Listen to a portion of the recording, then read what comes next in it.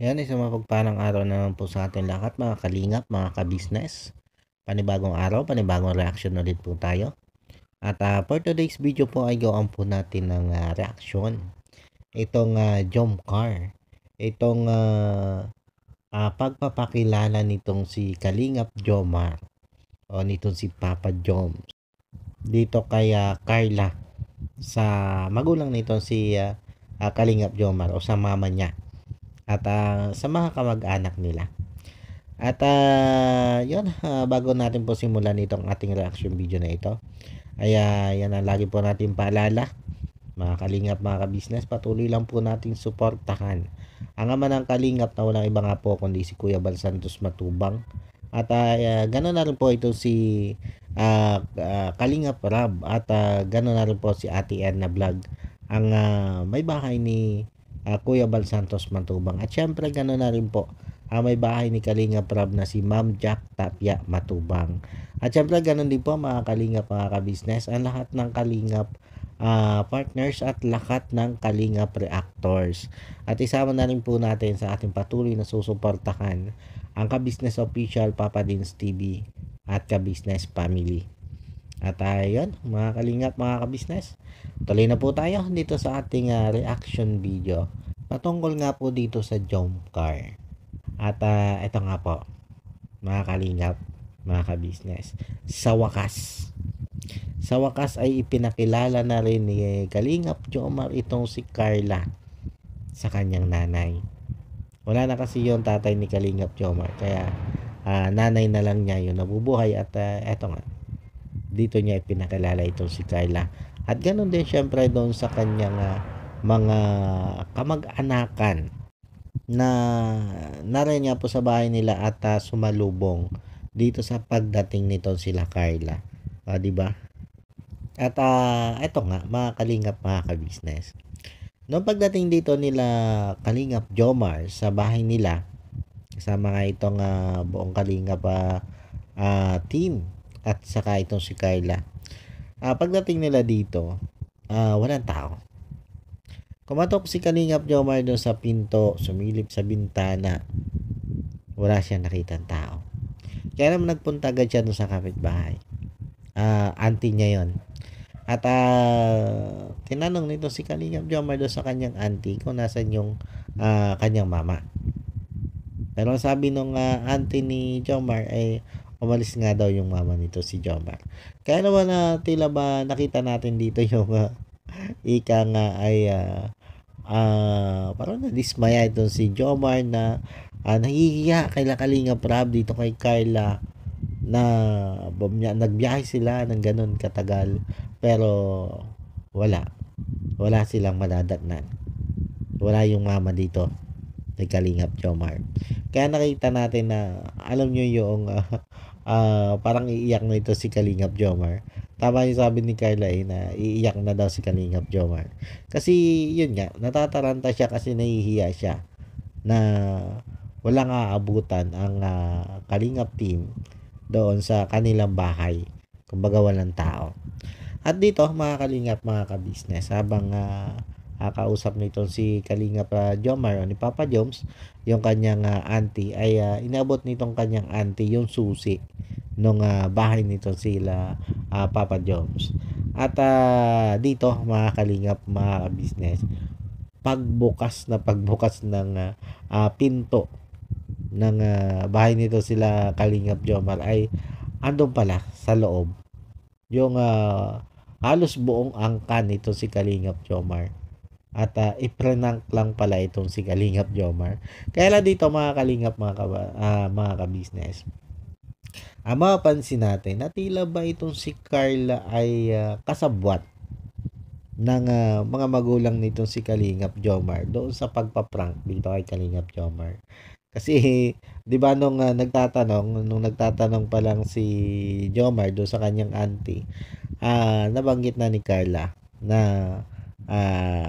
iiyak na nga daw ito si Kalingap Jomar. At saka hindi din nagulat ito si Carla na yun nga, prank o surprise ba kung matatawag nating surprise ba yon. nung mga magulang o nung magulang at mga kamag-anak nitong si Papa Joms itong pagdating nga nitong sila Papa Joms doon para ipakilala itong si Carla. 'Di ba?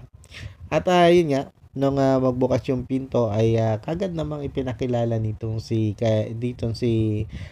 Papa Joms itong si Carla sa kanyang unang-una sa kanyang magulang.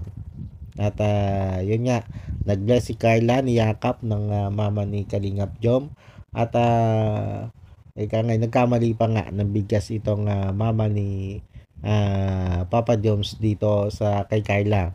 At sabi nga nitong mama ni Papa Joms dito kay Carla ay bibiananin daw. 'Di ba nagkabaligtad? Alip na mamanugangin ay bibiananin. At dito ay nakita naman nating agad na nagpakilala din itong si Carla dito sa bawat isa sa membro ng pamilya nitong si Kalingap Jomar o ni Papa Jom, o di ba? At yan naman yung kagandahan dito kay Carla. Bagamat nakita natin, naramdaman natin yung hiya nitong si Carla dito sa pamilya nga nitong si Papa Jom ay sinikap naman niyang pangibabawan yung kanyang hiya na nararamdaman dito, di ba? Congrats sa iyo, Carla. Talaga naman. Ika nga ay sa tagal-tagal na panahon na nire-request ng marami, lalo ng mga viewers, na ipakilala nga nito si Kalingap Jomar, itong si Carla dito sa magulang nga nito si Kalingap Jomar. 'Di ba? At sa tinagal-tagal na 'yon ay ngayon nga lang. Ngayon lang niya dinala dito si Carla. 'Di ba mga Kalingap, mga business?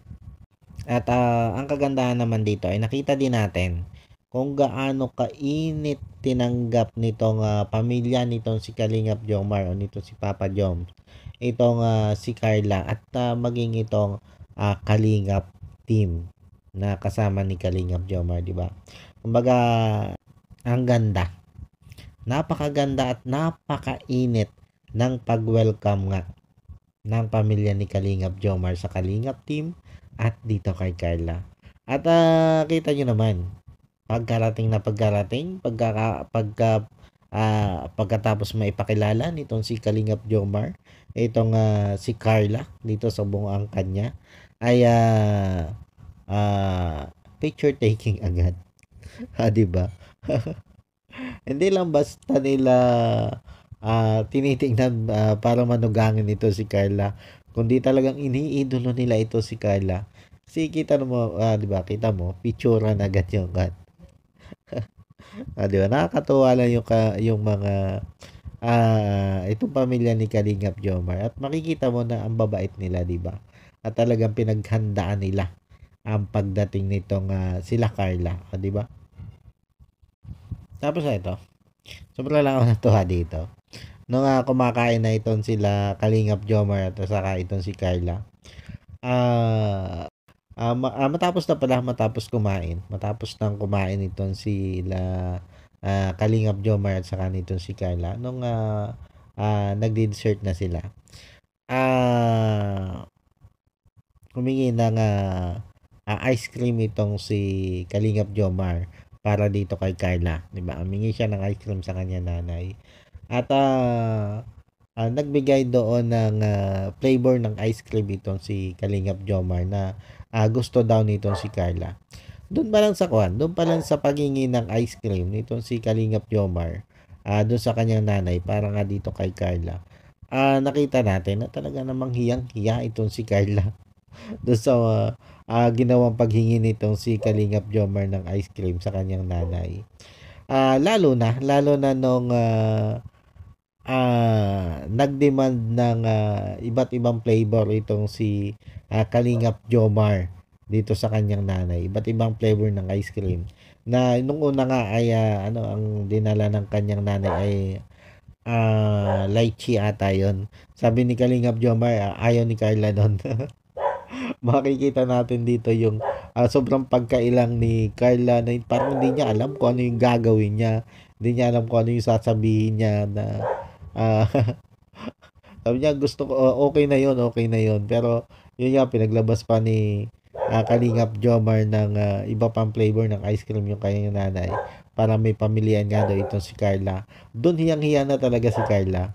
Tapos, nadagdagan pa noong, yun matapos na mailagay dun yung, parang tatlong flavor ng ice cream yun, eh. Nagsabi ito si Kalingap Jomar dun sa nanay niya na, mango graham daw ang gusto ni Carla. 'Di ba? Ba't sinasabi nga yun ni Kalingap Jomar ay tinatakpan nito si Carla yung, bibig ni, Kalingap Jomar. 'Di ba? Tinatakpan niya kasi nahihiya nga siya doon sa pinagsasabi nito si Kalingap Jomar.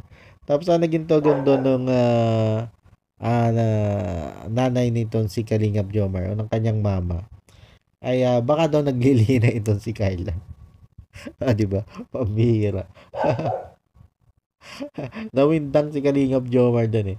Nawindang dun sa sinabi ng kanyang mama. 'Di ba? Siya yung unang nangulit pero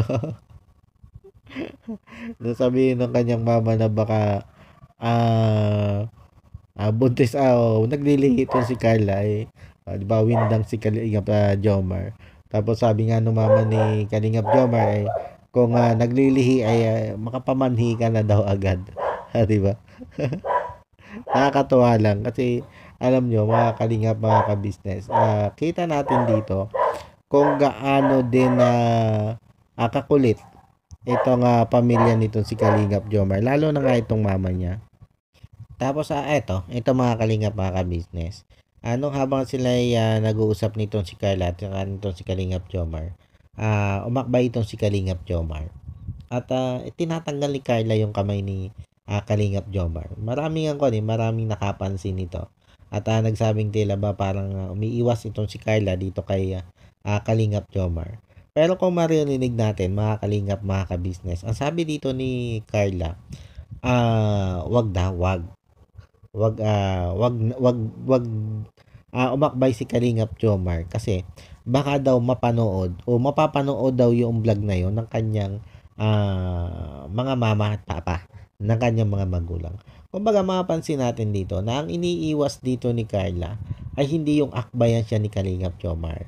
Ang iniiwas niya dito ay yung mapanood ng kanyang, mama at, papa o ng kanyang mga magulang yung vlog na yun na yun nga may, ganong, pag-akbay itong si Kalingap Jomar. Kumbaga nahihiya itong si Carla doon sa pwedeng sabihin ng kanyang mga magulang, 'di ba?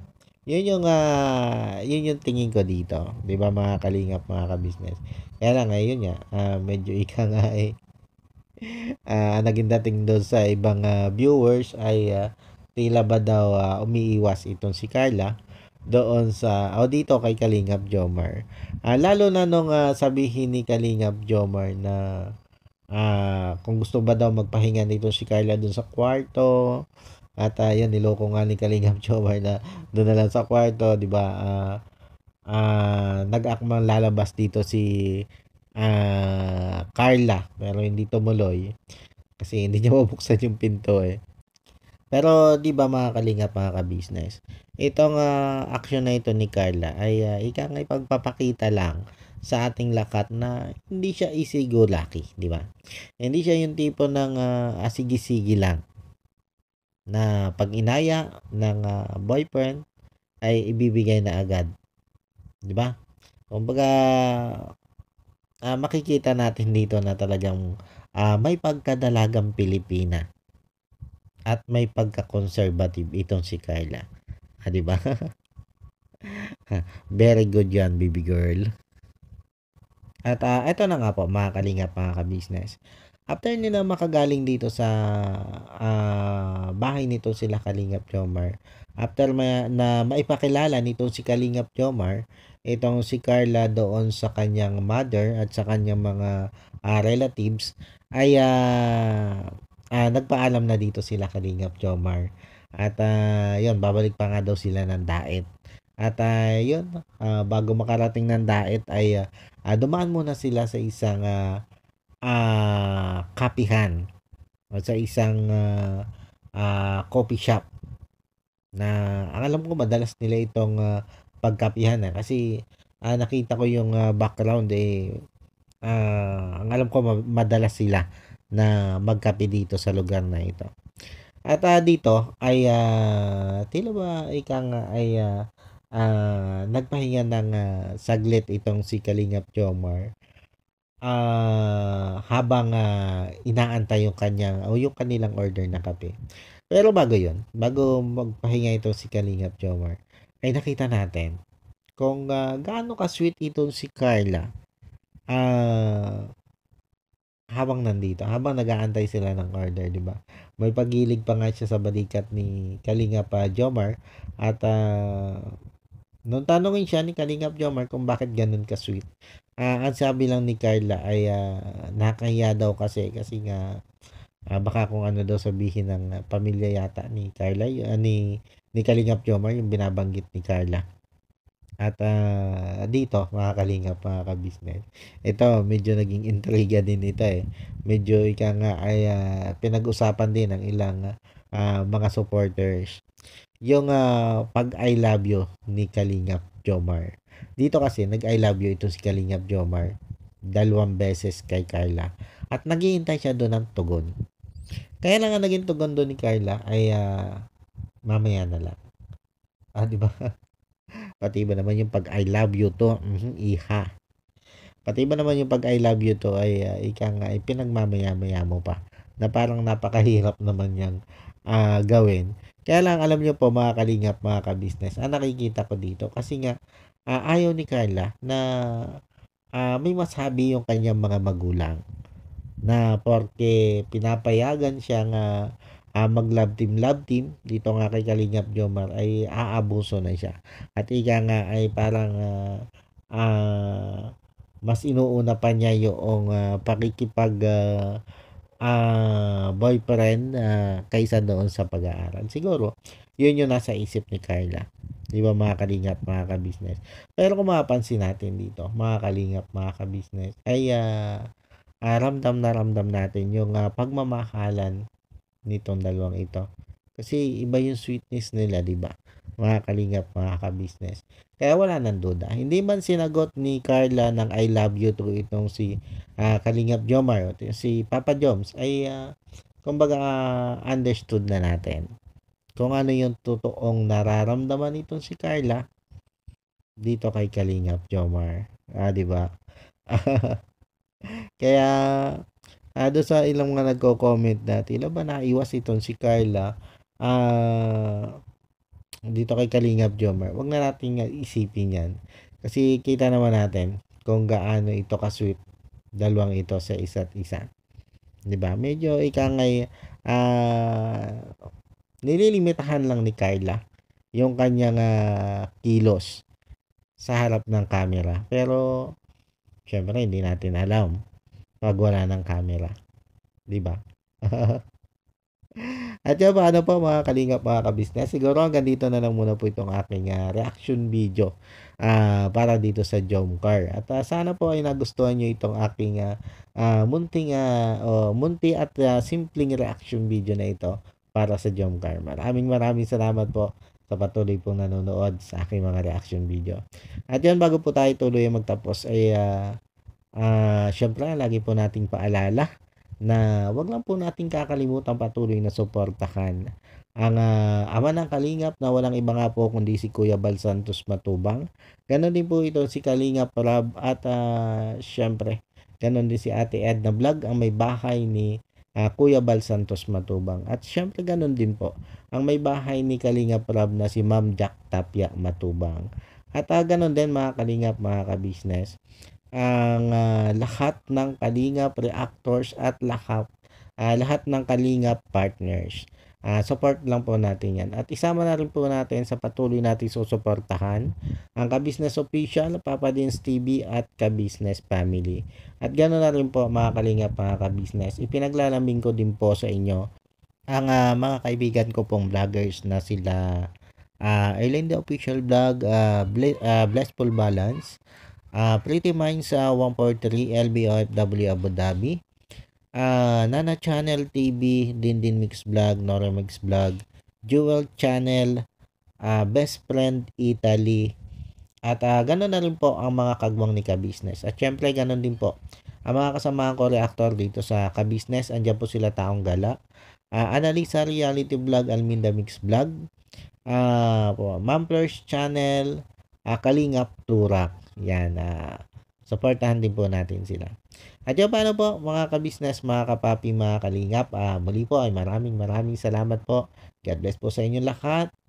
I love you all. Bye-bye.